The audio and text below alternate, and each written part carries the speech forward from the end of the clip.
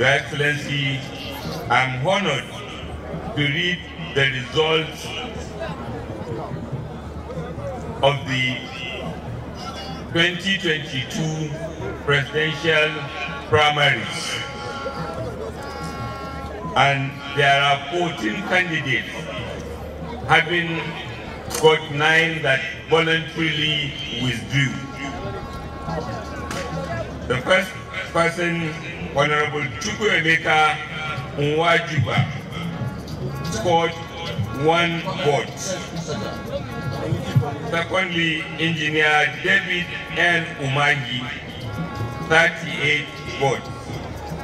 Third, Pastor Bolahan Bakari, 0 votes.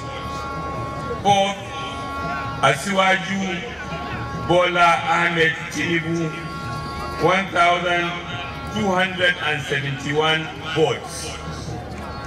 Ahmed Rufai Sani, 4 votes. Chibuke Amechi, 316 votes. His Excellency Yemi Osibajo, 235 votes. His Excellency Rochas Okorocha, 0 votes. His Excellency Yahya Bello, 47 votes. His Excellency Ken Jack Rich, 0 votes. Dr. Obonaya Onu, 1 vote. His Excellency Senator Ahmed Lawan, 152 votes. Senator Ben Ayade, 37 votes. Chief Ike Obasi Mokelu, 0 votes. This is to certify that Asiwaju Bola Ahmed Tinubu, having scored the highest number of votes cast, is hereby declared winner. And in line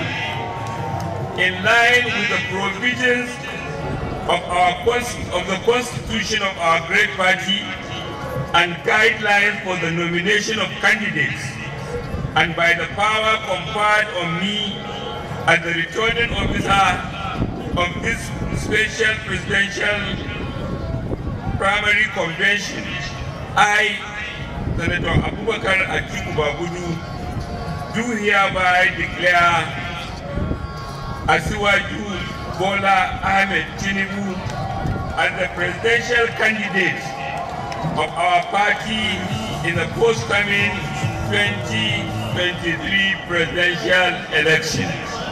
On behalf The long-awaited special convention of the All Progressives Congress has finally ended this afternoon in Abuja with 1,271 votes as Asiwaju Bola Ahmed Tinubu coasted to victory with immediate past Minister of Transportation Chibuike Rotimi Amechi coming a distant second with 316 votes. With the convention now concluded, it is expected that all issues can finally be put to rest. Hello and welcome to Daily Politics on Trust TV. On this program, we discuss issues around politics, policy, and governance. I am Abdulaziz Abdulaziz. Now joining us on this program this evening to discuss issues around the just concluded party convention and the emergence of the APC flag bearer, we have Mr. Bayo Onanuga, spokesman for the Bola Tinubu campaign organization, who will be joined, as well as Malam Adamu Toro, a public affairs analyst. While Mr. Malam Adamu Toro is with us in the studio, we are expecting to be joined by Mr. Bayo Onanuga later in the program. Thank you very much, Malam Adamu Toro, for joining us. Thank you very much. Thank you. Good evening, viewers.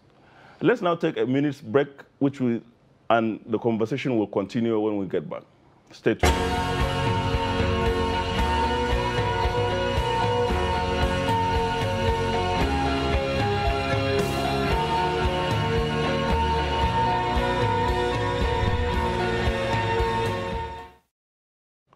Welcome. If you are just joining us, this is Daily Politics on Trust TV. We are going now to go into the discussions proper.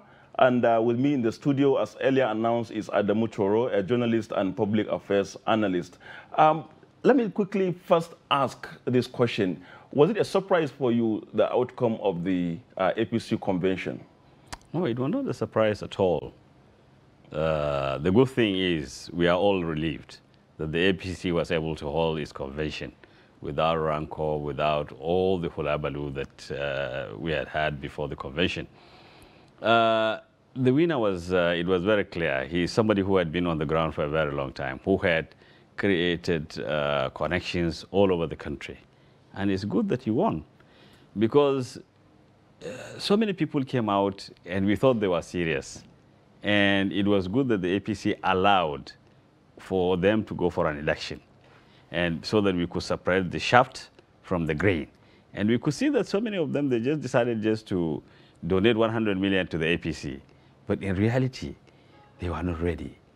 And they were not materials for the presidential, for them to be nominated as the presidential candidate for a party like APC. Ahmed Bola Tinubu, he had worked his way. He has antecedents that favors him.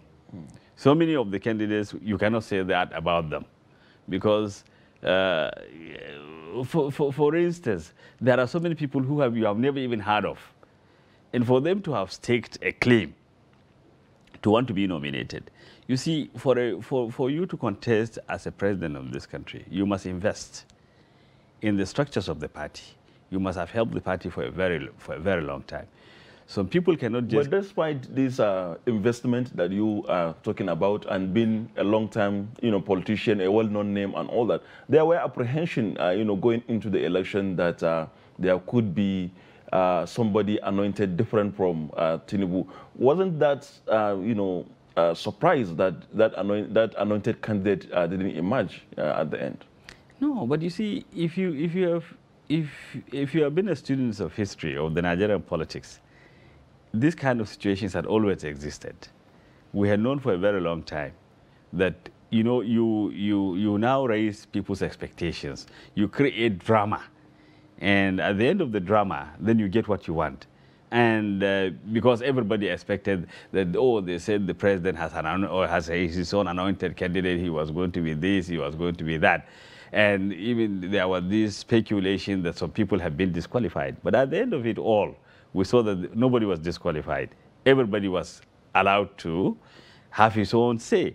And the good thing about party politics is that you must have a strong heart for you to be there. Because if you don't have the heart, politics is not for you. Allow the politicians to play their game. And sometimes it's always very good for you to go through the mill, so that at least you are tested. For instance, the winner had been tested several times. If for nothing, he has been in charge of Lagos for a very long time. So he understands the politics. And if you can control the politics of Lagos, we can assume that it's a mini Nigeria. It's a very big state. It's a very wealthy state. And he had been able to bring about, to mentor people to be leaders in that state. So he has paid his dues in politics.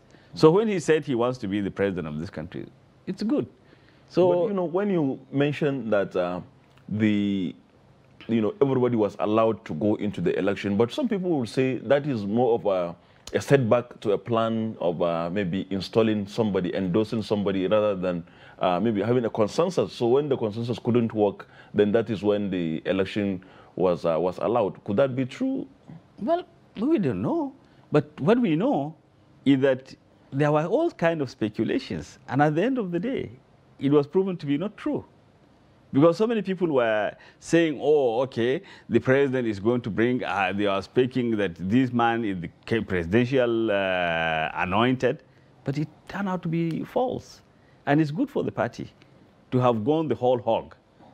Because assuming that there was consensus, people, in fact, 2 days some people were crying that, well, they were not saying hell is going to let loose. But, from what they were saying is that as if if they were denied, something is going to happen.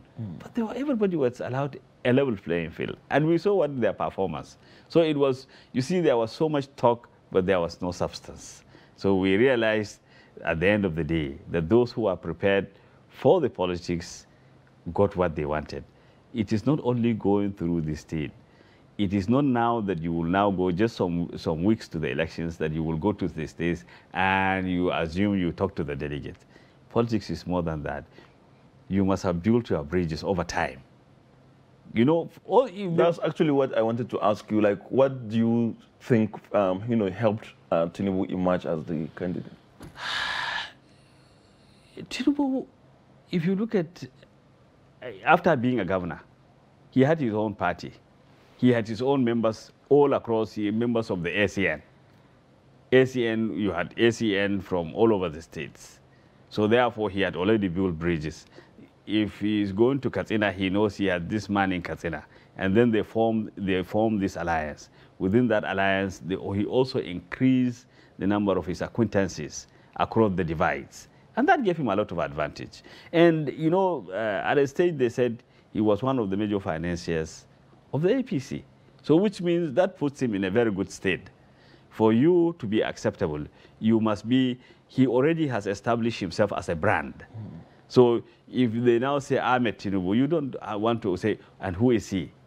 But there are so many other people who claim they want to be the presidential materials. But do you know them? How many people know them? They are not a brand. But Tinubu is already a brand. He doesn't need any introduction. So you see, because at the stage, you know, there were apprehensions, people were speculating, oh, he was going to be disqualified or had been disqualified, or, you know, politics. Now, talking of apprehension, let me step in.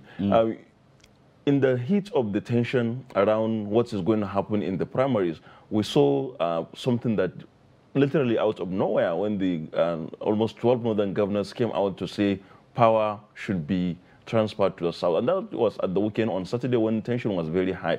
What is your view on that particular action, and how do you think that changed the equation? No, that definitely changed the equation, because at least it does all the tension, because nature abhors vacuum. Because the story running around then was that the president has his own anointed, and it was just a matter of time before then he would say this is his candidate.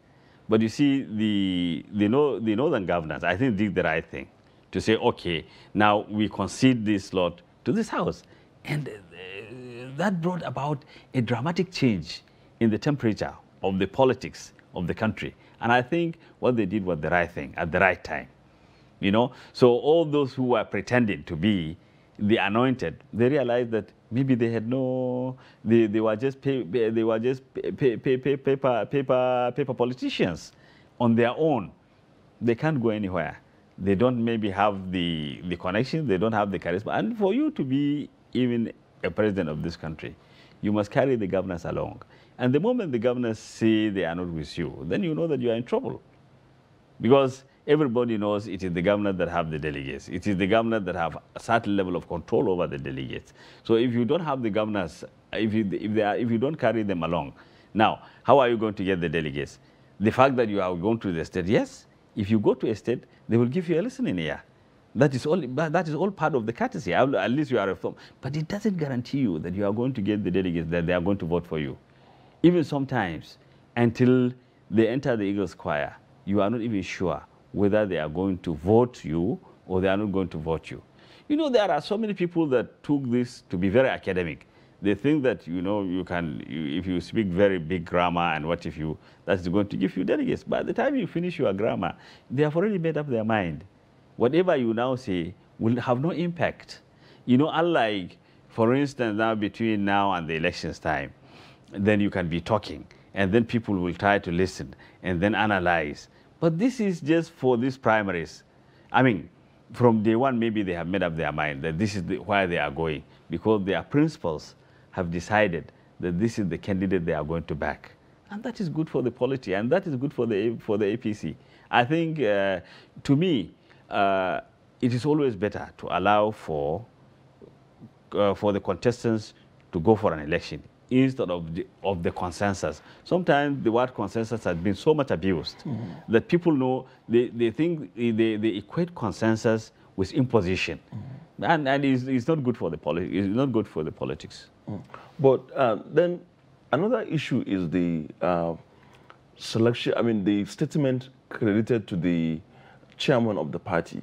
You know, he came out to say that, or he addressed the party leaders, other members of the NWC, in which he was actually endorsing a candidate, allegedly on behalf of the president. But then it backfired. How do you see the drama of that day? You know, the drama that played out that, I think, Sunday, was it Monday afternoon? No, but we should expect that kind of thing, because the beauty of all these things is to have all these kind of dramas, because it raises your expectations. It makes people to listen. It makes people to expect the best. You see, I mean, immediately he said that. The president said it had no anointed candidate. And the good thing is, now assuming that what do you think would have happened? It would not, the whole convention would not have been lively. But now it has become very lively. And everybody will now go on. Even if you lose, you know you lose quietly. You were not rigged out of the whole thing. But assuming that you now say that, yes, this is an anointed, people will go back angry and they will not work for the party. And it's not good for the party. Because whether you like it or not, some of these people will go now back, and then because they will now say, okay, I lost fairly, so I will work for the party. But assuming you just brought out somebody and you said, oh, this is the candidate, how are they going to work for him? It becomes very difficult even to sell your candidate. But don't you think that that was like a plan that boomeranged somehow? Well, it could be so. You know, we don't know the whole nitty-gritty, because we are not part of the process of the discussions, because all the discussions, they are internal. In a party, there are factions. Every faction would want their own candidate to be given the priority. Maybe those who were pushing for the anointed, you know, they were just a minority. And then you weigh what are the advantages and the disadvantages. If you now produce a very unpopular candidate, the revolt begins within your own party. And the moment there is so much revolt within your own party, you know that you lose all your chances. And mind you, the PDP already has his candidate, who is also a brand that is known. You know, it is not a new person. So he's just like Tinubu. These are all brands that are already known in the Nigerian political space, which is good, because nobody is new. Now, assuming that you brought somebody, then they will say, who is this man? What is pedigree? What is this? Now you don't need. The majority of the Nigerian public know all these candidates that have now emerged as candidates of the political parties for the 2023 elections, which is good. One of the surprises of the fallout of the election itself was the figures. If you look at the difference between the winner and the runner-up, is very wide, almost 1,000 votes. And then, of course, the sitting vice president came a distant third. How do you see this disparity and the wide gap between the margin between the winner and the other persons in the race? No, because you see, like I said, the governors are a very formidable group within the political party. The moment they decided that they are going to give a chance to the southern candidate, you know automatically that they have somebody in mind. And that person they have in mind, they have already prepared their delegates for vote for him. Amechi, yes. Amechi, he had high expectations. But he doesn't stand, he could not, for him to stand against Tinubu, you know that it's a very Herculean task. So also the others. The vice president, I think the vice president was a little bit being too academic. You see how many governors were aligning behind him. So if you don't have the governors behind you, he might have traveled to all the states. They might have promised him. But that is politics for you. The reality is that, you know, for being a vice president and trying to get elected, it's always very Herculean. He doesn't have the resources. You know, the other candidates maybe have, or the connections the other people, the other candidates have. He doesn't have the structures that like, for instance, the Tinubu has. You know, Tinubu can count the number of governors that are aligning behind him. But what about the vice president? What about the others? How many governors were aligning behind Amechi? How many governors were aligning behind the vice president or any other candidate? You know, once they have made up their mind that this is the person they want, it's just a done deal. Yeah. Aside governors, another interesting factor also, especially in this, what we saw in the run-up to the election and to the primary, was the issue of presidential backing. We've spoken about it a bit, but if you look at it, a number of these people banked on maybe expected endorsement of the president. What happened? Well, could you say that maybe it was foolhardy for them to have invested their hope in that? Or? Well, it was definitely foolhardy. Knowing the president for who he is very taciturn, and he is very niggardly with his words. He will not disclose. He has refused to disclose. I mean, about 3 months ago or so, when he said yes. Jokingly, he said he has his own candidate, but he's not going to name him because he doesn't want other people to undermine him. You know, but you see, people took it on the face value. But knowing the president, he knows the implications of what he's going to do. If, for instance, now he decides that, okay, upon all this, this is his candidate, it could break the party. And therefore, it is good that he made it a level open, an open playing field for everybody. Now, everybody now could see. Now, if you are touting that you have all this, you have the capacity, you have the what have you, then you realize that maybe you are just simply a paper tiger. And all you are banking on, you are just being naive politically to expect that without how many structures do you have outside your own home state? How many structures do you have in how many states? This is the way you win politics. You just don't win politics just because you are this and you assume. You will just go to a state and maybe just for one day talk to the delegates and assume that the delegates are going to vote for you. Even if they assure you, you know that you are just holding nothing. You know, it's just like you go and you try to collect the form thinking that you have got the water. By the time it just fizzles out in your hands. And that's what they have ended up seeing. You know, the real ones, the very serious candidate won the day. Because that is, I mean, you can see the gap. 1,270 something. And the next person is just having just about 300. I mean, that is real trouncing. If you collect all the votes the other candidates have, it's not even up to have the votes maybe, almost about, well, the same votes that he got. I think he got like maybe 50% of all, a little bit over 50% of the votes.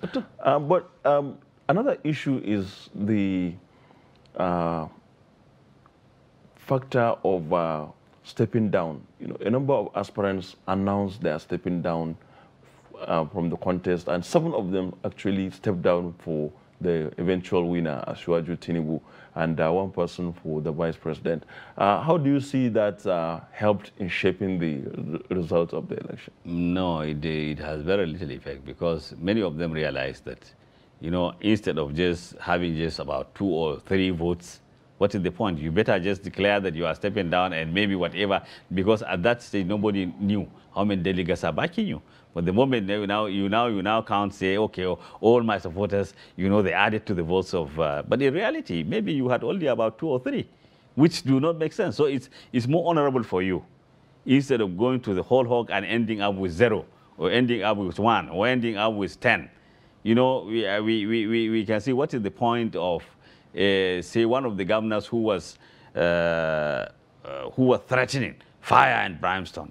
And at the end of the day, how many votes did he get? We thought he would have been much more serious. I mean, having paid so much advertisement, having traveled all something, it's just not worth it. So I think the man who was really prepared for the contest won.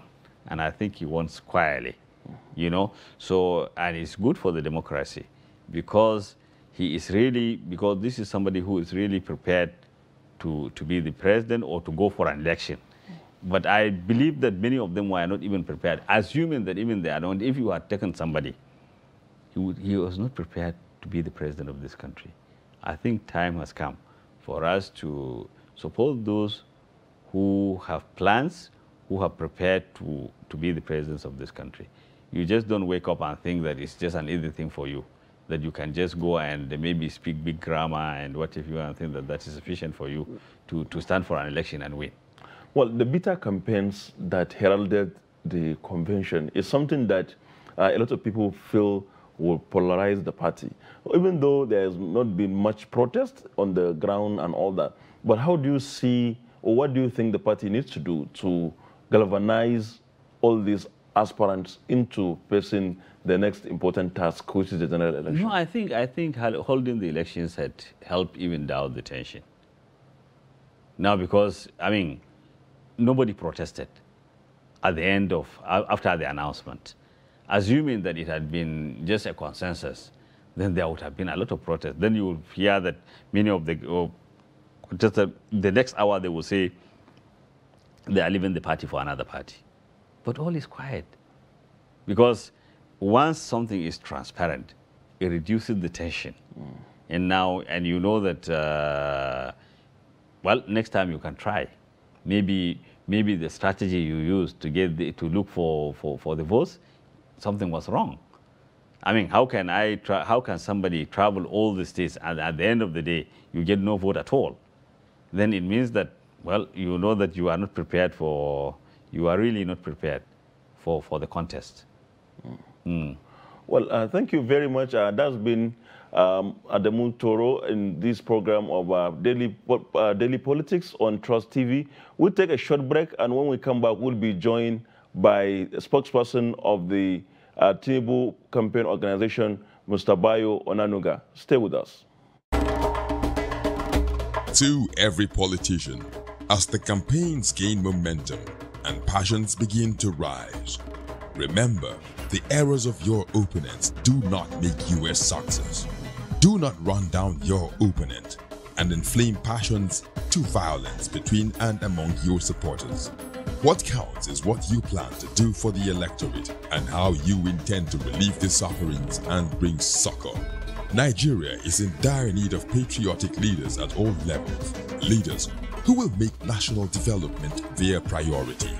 Concentrate on telling the electorate what you intend to do when you get into office. Focus on making your vision clear to the electorate. Don't engage in verbal abuses, fake news or speeches. Keep dealing with issues that will bring progress. You win the hearts and minds of the people by being above board, by being civil, patriotic, and showing empathy. Let's join hands to make the 2023 elections peaceful. A message from the National Orientation Agency.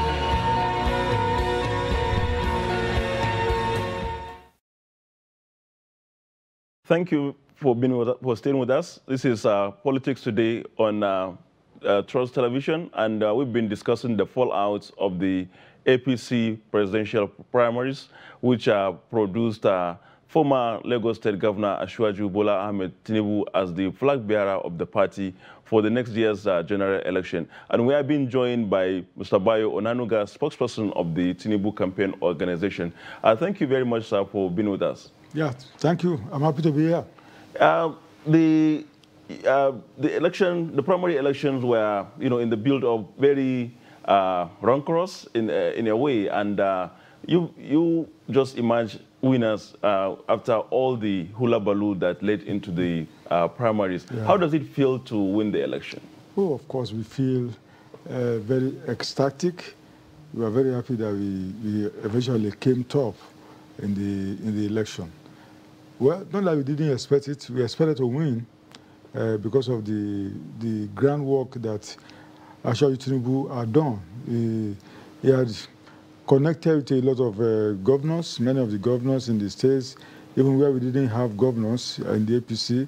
He connected with the political leaders in all those zones. So we knew that if there is no intervention, what we call a strenuous intervention from within the APC, that we're going to win hands down. And that is what happened today. We won clearly. That extraneous intervention you mentioned, it almost came. And I don't know what actually happened that changed the, Well, the extraneous intervention that came, which most of us thought was merely Senator Abdullahi Adamu's personal opinion, because he came to the meeting of NWC and told the people there that, oh, we now have a consensus candidate, and the name is Senator Lawan. And people say, it cannot be the opinion. It's your opinion, it's not the opinion. I think he also said, according to what we heard, that this was the president's position. They said, no, you cannot tell us the president said this.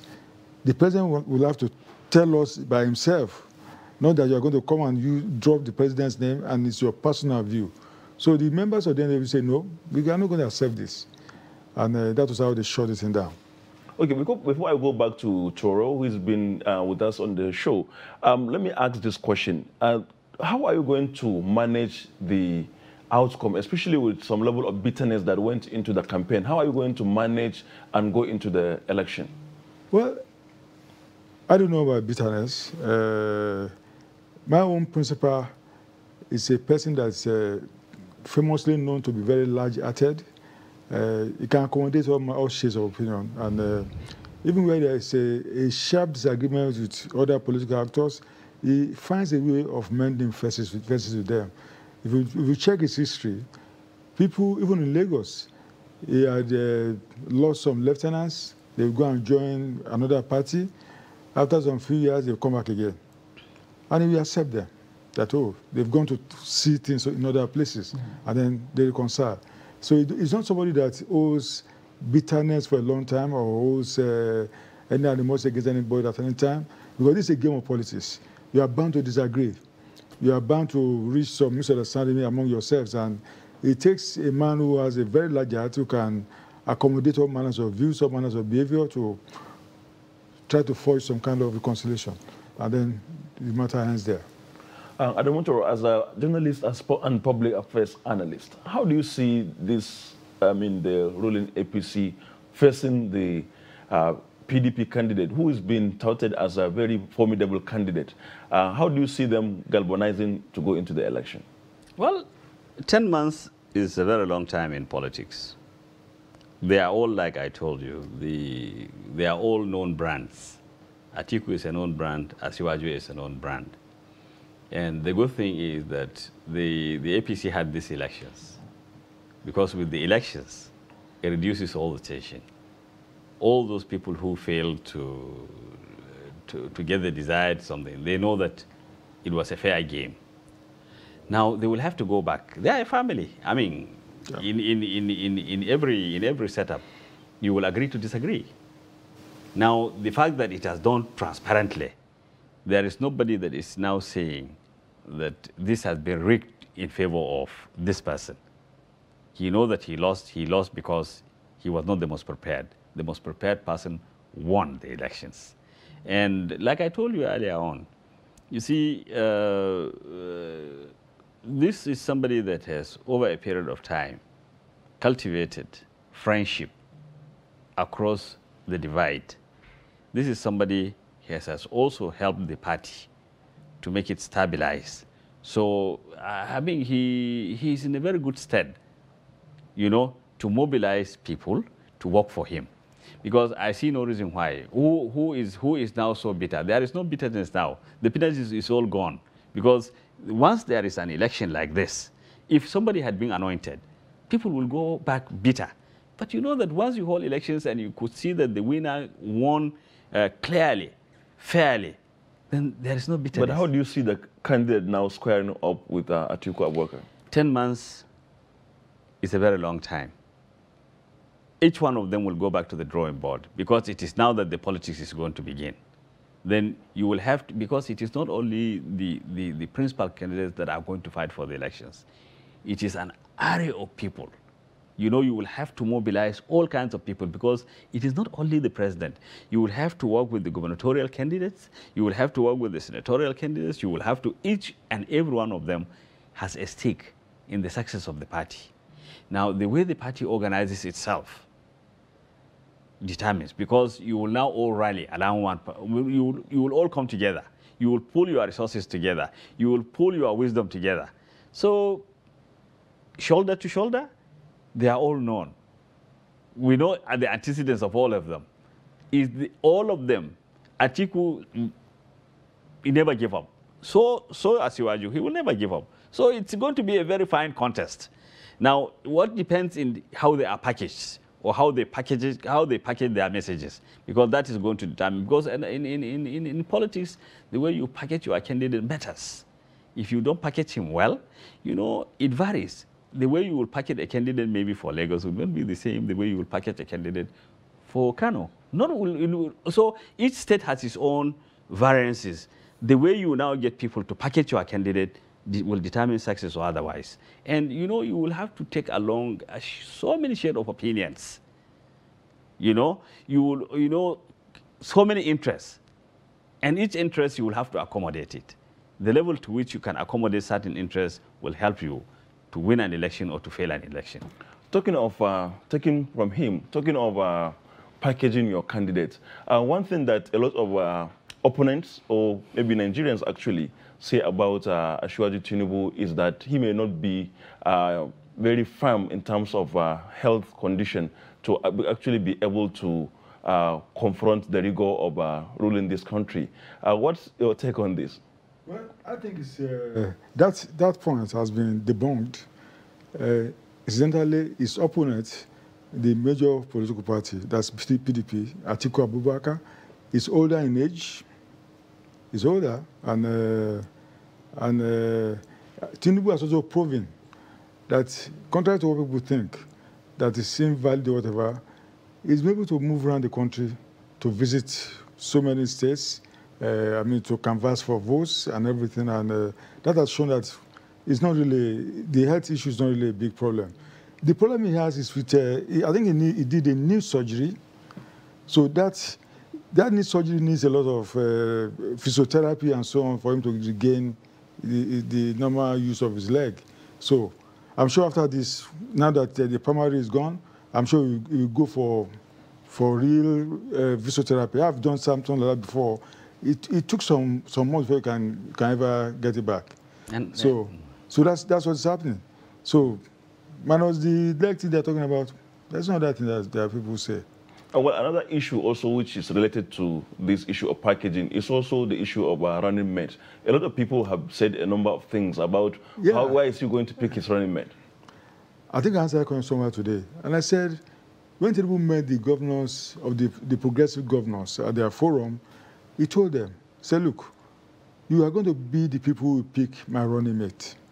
He gave them the assignment that pick my running mate. I know it's a very, some people would like to underscore it. Oh, it's a very critical issue, but it's not.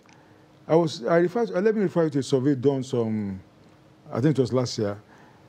I've forgotten the agency that did it now. They were trying to find out what are really the major issues in our country. You'll be surprised. It's not the issue of religion at all. Nigerians, that's why all these problems that we see occasionally flying up, religion is secondary to Nigerians. What is of importance to Nigeria? Number one, insecurity. Number two, economy. And economy, of course, you find employment issues also following immediately. By the time you put all those things together, they represent about 70% of what really troubles Nigerians. Those are the major issues, not religion, not what people will say, all these politics of unity and all kinds of things. They are secondary to Nigerians. Every Nigerian wants to be secured. Every Nigerian wants to have jobs, if he's running a business, he wants the business to prosper, to flourish. These are the issues. that Nigerians are confronted with. But, Mr. Toro, this somehow runs against the popular notion that actually these issues of religion, actually matter a lot to Nigerians. Do you see Nigerians actually abandoning, tickets that represent them, for example, for tickets that maybe because of these issues that Mr. Onanuga raised? I think there is so much hype. You see, like he said, most of these issues of religion is something that is hyped in the newspapers. What people want to see is what kind of team are you bringing to govern this country? The quality of the team you are bringing up matters a lot. Because if people have confidence that you are going to bring in people whom they trust they can do the job, they can rest assured. We can be of the same religion, but sometimes it doesn't mean that I'm going to get what I want. But I would want to have the confidence if I could see that candidate A is bringing about a team that actually identifies my problems, identify my fears, and I have the confidence. Why not? I'm not bothered. But sometimes you see in politics also, when religion comes, you are looking for, first and foremost, you are looking for votes. Because even if you do the right thing, and you are not going to get the votes, to what essence is it? It means that you are just simply wasting your time. So first, package something where you know that you are going to get the votes. Because if you are not going to get the votes, even if you balance whatever it is, you won't get the votes. So if you just say that, okay, you are going to pay to the gallery, then you say, oh, okay, because they say I'm going to do this, and you do it, and you don't get the votes. What a wasted investment, what a waste of time. If I take you back to 1983, I think that was it 83 or 93? The second election. 93, yeah. MK Abioula's election. He picked Ngibe. MK Abioula, Muslim. He picked Ngibe, Muslim. There was some uproar at that time. So, Muslim ticket. But what happened in the election?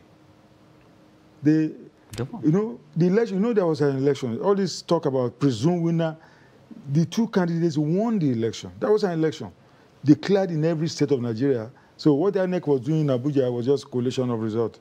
But there were results in every parts of Nigeria. They won clearly. And then here it was Bashir Tofa, Dakin Tofa, who picked a Christian in the south. Couldn't beat the Muslim ticket. But people counter that by saying that the permutations have changed over time. It's the politicians who are spreading all this. They are the people dividing our people, using issues of religion, using sometimes issues of ethnicity to just divide people.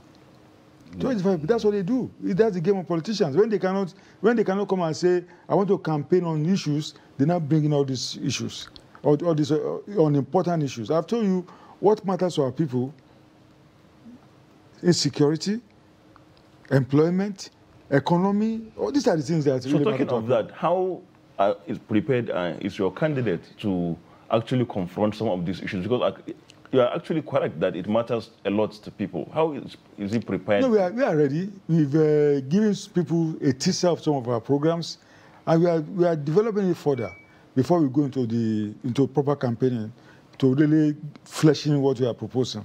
So people can see that we are not just saying we are going to solve the security problem. We are going to say this is how we are going to do it. We are not just going to say we are going to do education. We are going to say this is what we are going to do. We have to make sure that millions of Nigerians who are now out of school go back to school.